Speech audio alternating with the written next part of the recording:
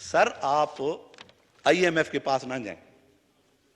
آپ ہمارا جو اسودہ حال لوگ ہیں نا ان کے گھروں کی تلاشی لیں, ان کے بینک لاکرز کی تلاشی لیں. اربوں ڈالر ان کے گھروں میں پڑے ہوں گے, بریف کیسز بیڈز کے نیچے ان کے لاکرز میں پڑے ہوں گے.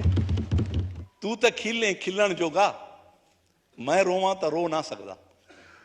تو تے کھلیں کھلن جوگا میں رواں تا رو نہ سکدا.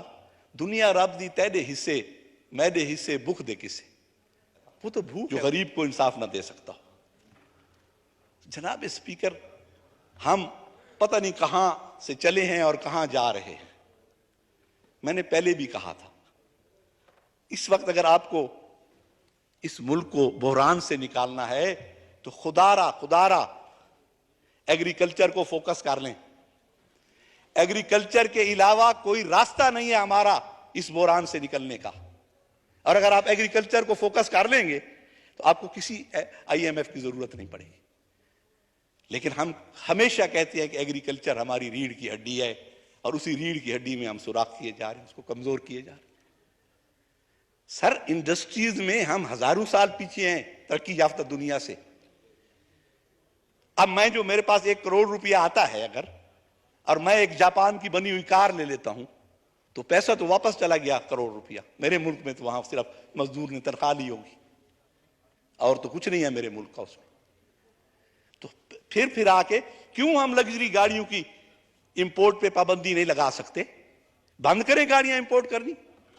ٹرانسپورٹ لائیں, آپ پبلک ٹرانسپورٹ کو سٹرونگ کریں. ہم پبلک ٹرانسپورٹ میں سفر کیوں نہیں کر سکتے؟ ایک وزیر مشیر, ایک بیوروکریٹ, ایک جج کے گھر 10 گاڑیاں کھڑی ہیں. ان کا پیٹرول بھی گورنمنٹ دے رہی ہے. کیوں ہم ایک گاڑی نہیں دے سکتے؟ کیوں ہمارے جو رولنگ کلاس ہے, جو بیوروکریسی ہے, وزراء ہیں, وہ ایک کنال کے گھر میں نہیں رہ سکتے؟ ایک کے گھروں میں رہ رہے ہیں سب لوگ.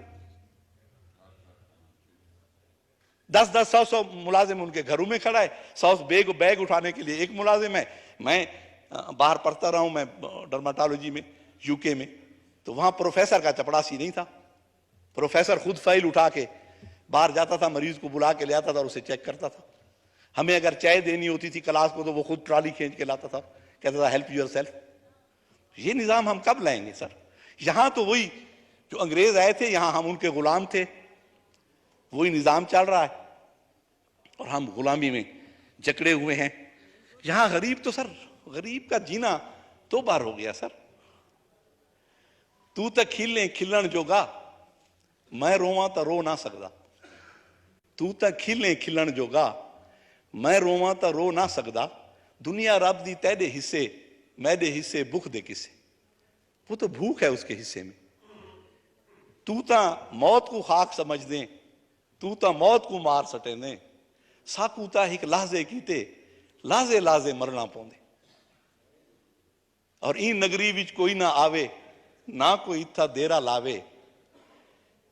این نگری وچ کوئی نہ آوے نہ کوئی اتھا دیرا لاوے. اتھا تا کوئی ایجھاں ڈوکھے چھی کو بھی درب چرنا پوندے. سر یہاں تو غریب کی ہم صرف بات ہی کرتے ہیں. سر آپ آئی ایم ایف کے پاس نہ جائیں. آپ ہمارا جو اسودہ حال لوگ ہیں نا ان کے گھروں کی تلاشی لیں, ان کے بینک لاکرز کی تلاشی لیں. اربوں ڈالر ان کے گھروں میں پڑے ہوں گے, بریف کیسز بیڈز کے نیچے ان کے لاکرز میں پڑے ہوں گے. وہ کیوں نہیں نکالتے؟ آئی ایم ایف کے پاس ہم جاتے ہیں, جو بھی اربوں کا پیکیج آتا ہے اس سے ارب پتی فائدہ اٹھاتے ہیں. سر غریب تک نہیں پہنچتی یہ مراحت. آپ اس پروسیجر کو جو غریب کی امداد کا ہے اتنا کمپلیکیٹڈ بنا دیتے ہیں, اتنا پیچیدہ بنا دیتے ہیں کہ وہ وہاں تک پہنچنا ہی مشکل ہے غریب تک. آئی ایم ایف ہے, وہ ہم نے دیکھا ہے جو فارماسیوٹیکل کمپنیز ہوتی ہیں نا, ان کا جو میڈیکل ریپ ہوتا ہے وہ کہتے ہیں تم نے ٹارگٹ 1 لاکھ کا پورا کرنا ہے. وہ جب 1 لاکھ کا پورا کرتا ہے تو وہ کہتے ہیں اب 1.5 لاکھ کا ہے اگلے مہینے. تو آئی ایم ایف نے تو یہی کرنا ہے. یہ تو مقصد ہے کہ ہمیں خود سوچنا ہے. یہ شرط الفت بھی عجیب ہے محسن, یہ شرط الفت بھی عجیب ہے محسن. میں پورا اترتا ہوں وہ معیار بدل دیتے.